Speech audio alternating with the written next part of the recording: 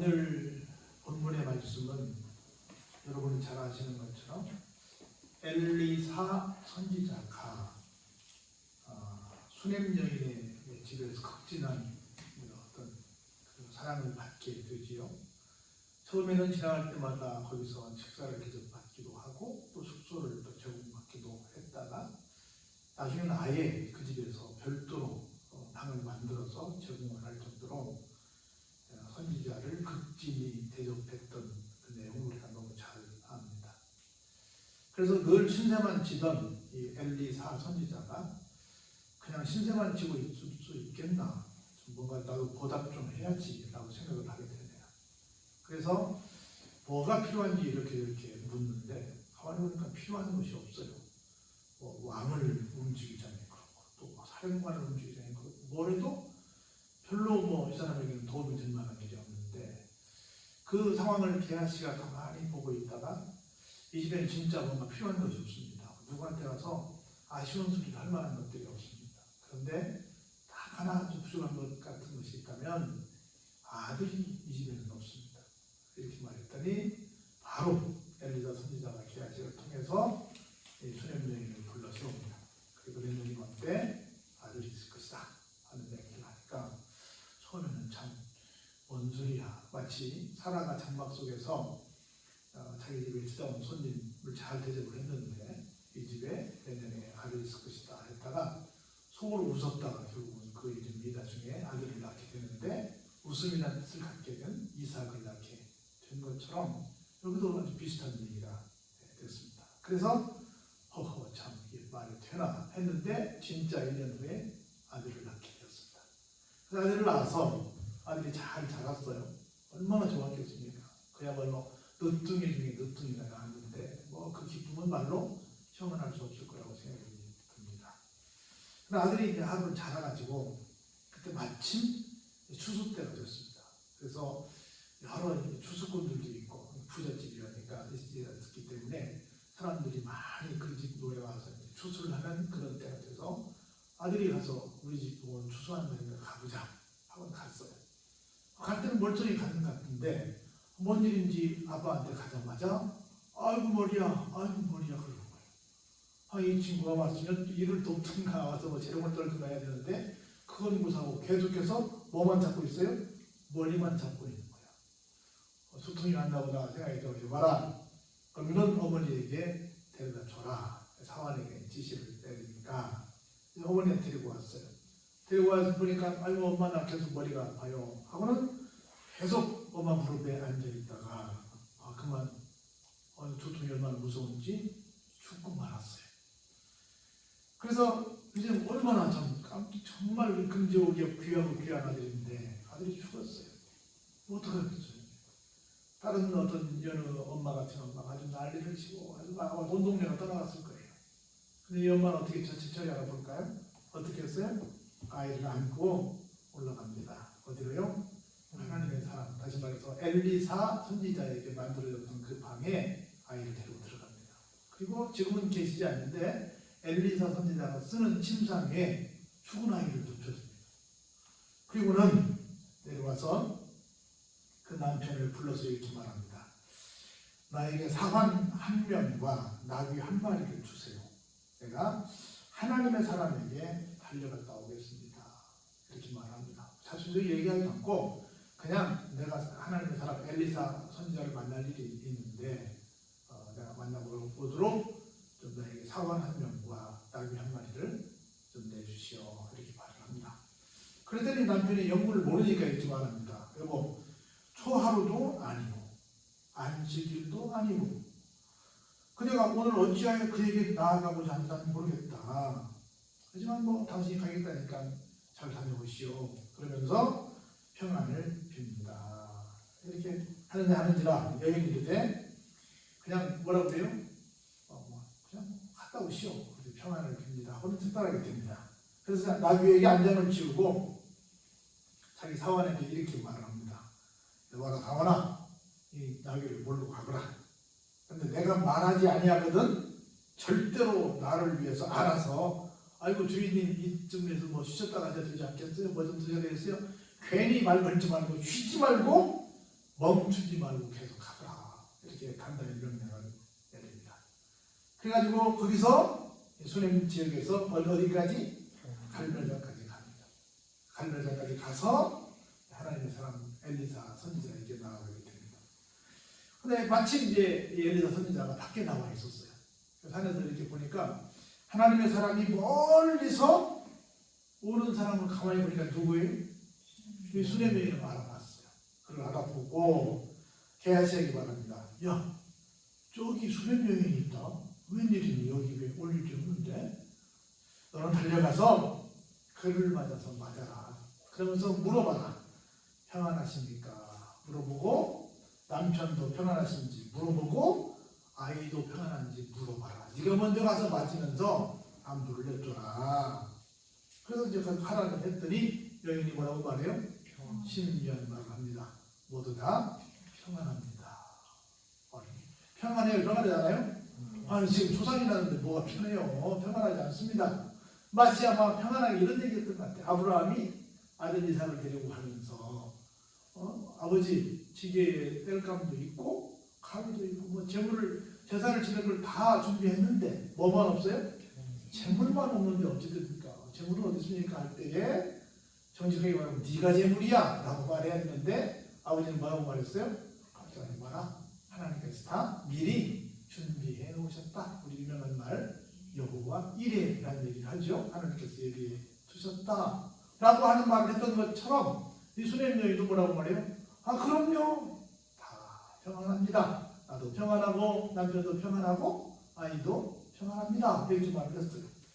드디어 산에 올라갔습니다. 그래서 하나님의 사람에게 나와서 갑자기 도착하자마자 엘리사 선지자의 발을 붙듭니다. 안 하면서 이렇게 말합니다. 게하시가 그러니까 막 게하시 가까이 와가지고 뭔 일입니까? 하고는 막 이렇게 물리키려고 그러니까 하나님의 사람이 이르되 그만둬라. 그렇게 얘기를 하면서 그의 영혼이 괴로워하지만은 여호와께서 내게 숨기시고 이르지 아니하셨도다 하리라. 괴로운 것이 뭔지는 알겠지만 하나님께서 나에게 미리 말씀해 주시지 않으셔서 내가 뭔지는 모르겠지만 한번 둘러봐 보자 한 거예요.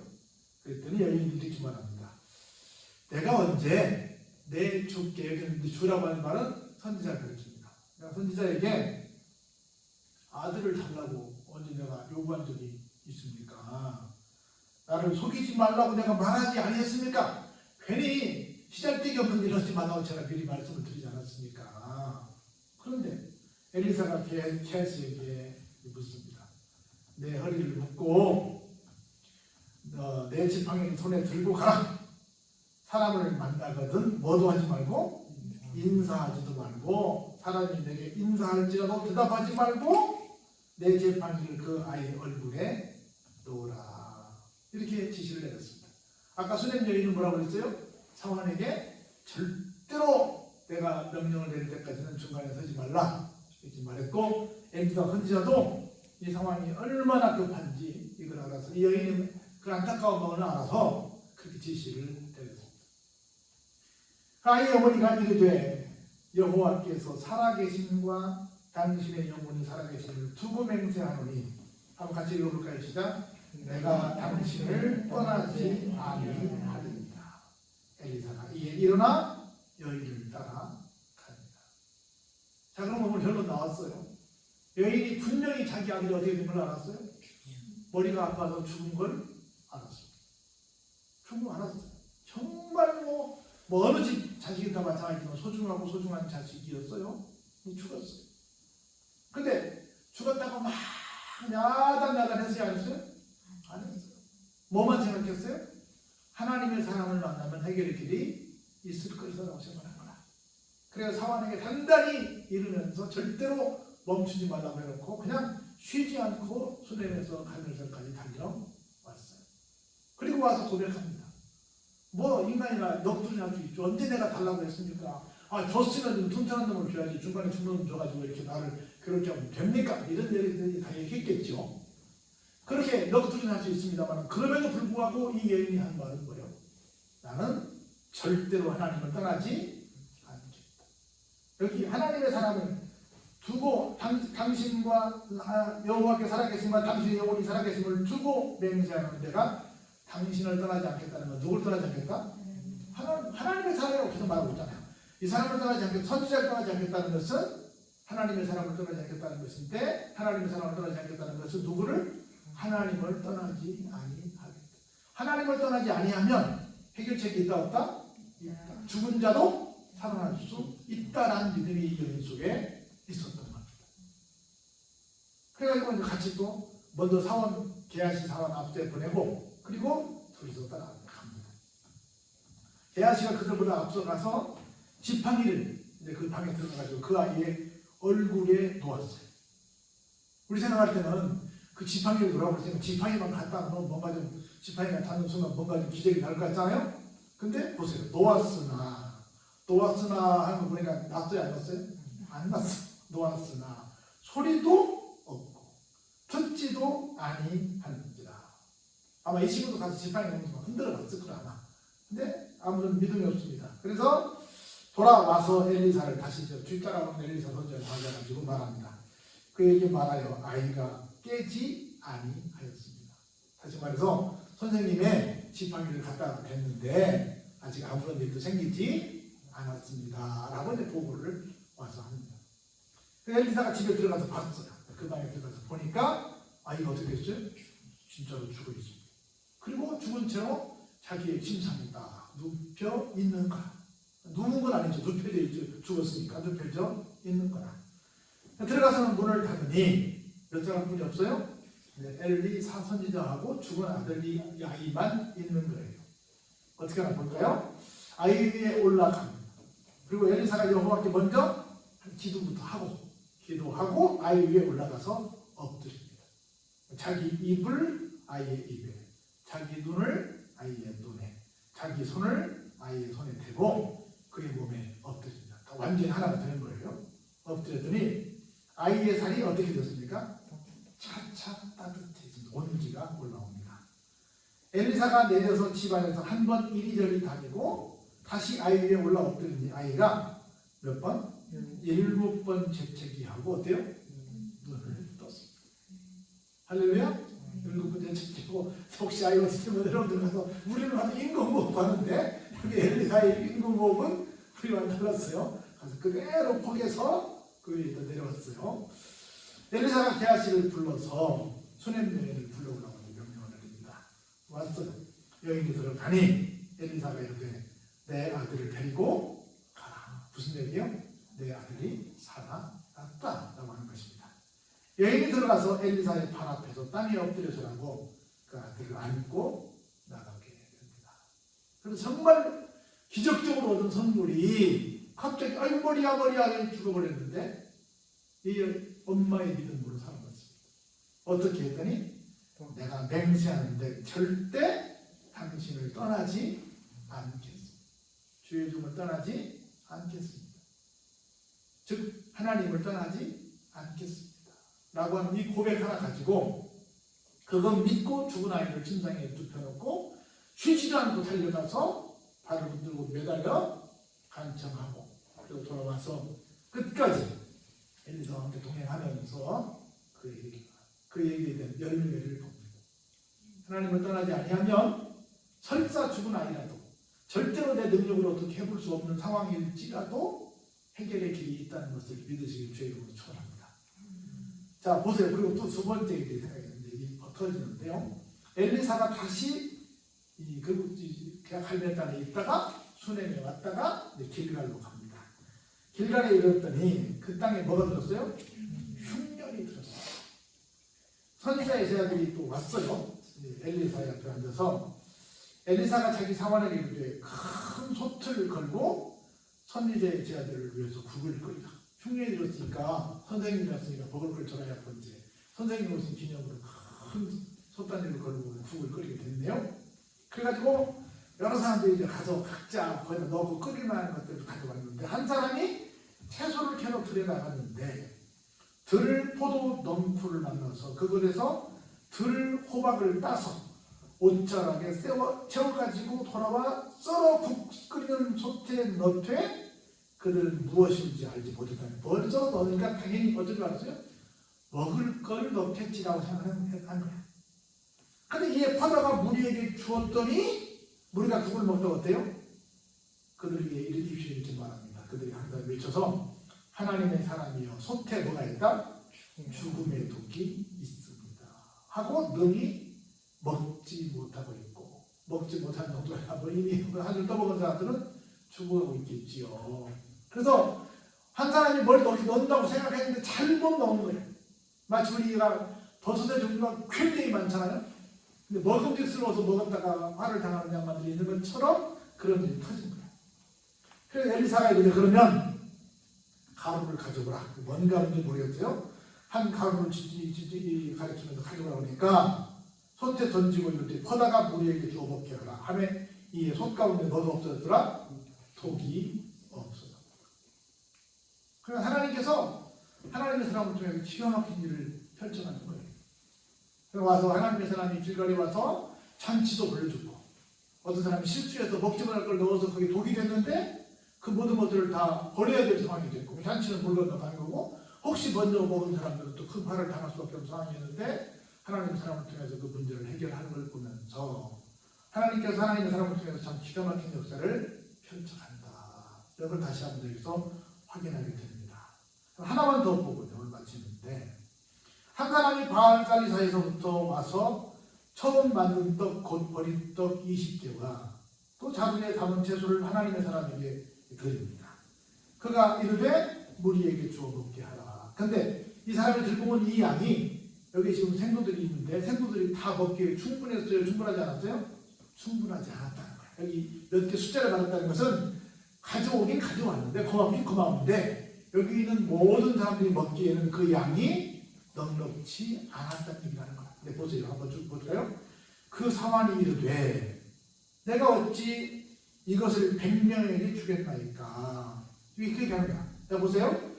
보리떡 20개와 또 자루에 담은 채소 정도가 되는데 이걸 가지고 100명을 다 먹여줄 수 없어요? 우리가 와도 못 먹이잖아요. 그래서 아니나 다를까. 근데 가져왔는데 엘리사 선지자는 그것도 모르고 여기 지금 100명이 있는 줄 알까요? 모를까요? 아는 양반이 갖다 주라고 그러니까 그러면 누구는 주고 누구는 주지 말라고 하든가 아니면 일반만 주라고 하든가 일반 주지 말라고 하든가 해서 그 숫자에 맞춰서 주라고 하고 다른 사람 주지 말라고 명령을 내려야 되는데 밑도 끝도 없이 그냥 다 갖다 줘라 그러면 나눠준 사람 어떻게 되겠어요? 가져가도 고민될 거 아니에요. 어떻게 누구를 주고 내가 좋아하는 사람만 주라는 것인지 아니면 배고픈 사람만 주라는 것인지 모르잖아요. 이거 어떡합니까? 라고 봤더니 엘리사는 또 이러지 무리에게 주어 먹게 하라. 같이 보실까요? 시작. 여호와의 말씀이 그들이 먹고 나머리라 하셨느니라. 뭔 얘기요? 신약에 오병이어 사건이 일어났다. 보리떡 5개하고 물고기 2마리를 가지고 수천 명이 먹고 12강주가 나왔다는 얘기가 구약 신약에서만 나온 게 아니라 여기서도 나왔다. 겨우 한 20-30명 먹을 만한 양을 가지고 왔는데 몇 명이? 100명이 먹고 나왔다는 거. 그가 그들 앞에 주었더니 여호와께서 말씀하신 대로 어떻게 해요? 먹고 부족했더라? 나갔더라. 누가 가니까? 하나님의 사람이 가니까 죽은 자가 살아났습니다. 하나님의 사람이 가니까 여기 독이 든 그 솥이 정상적으로 바뀌어졌습니다. 하나님의 사람이 가니까 어떻게 됐어요? 부족한 그 식량을 가지고 그 많은 사람들이 다 먹고 어떻게 됐습니까? 남기까지 했다는 거. 물론 하나님의 사람이 한 엘리사 선지자가 일으킨 기적이지만 누가 한 거예요? 하나님께서 하신 거예요. 다만 여기 있는 사람들 뭐만 하면 돼요? 하나님만 믿으면 돼요. 하나님의 종을 통해서 역사하시는 하나님만 믿으면 이런 기적은 계속해서 일어난다는 거예요. 할렐루야? 오늘도 우리가 지금 정말 코로나부터 시작해서 우리 모든 삶의 자리에 기적이 정말 절실히 요청되고 있습니다. 기적이 너무너무 요청되고 있어요. 그런데 그 기적을 어떻게 하면 내 것으로 만들 수 있다? 철저하게 하나님만 개입하시면 된다 라고 믿고 내가 절대 하나님을 떠나지 않겠습니다 라고 하는 믿음의 고백만 있다고 한다면 이 기적은 누구의 것이다? 나의 것이다. 이렇게 이현이 고백했어요. 내가 그렇게 맹세하는데 당신을 떠나지 아니하리. 우리가 이런 고백을 하고 살게 되면 우리 모든 삶의 자리에 모든 문제가 다 해결될 것이고 기대하는 기적들이 다 기가 막히게 내가 생각지 못한 기가 막힌 방법으로 이루어지리라고 믿습니다. 이런 기적의 주인공들이 다 되시길 주의 이름으로 축원합니다.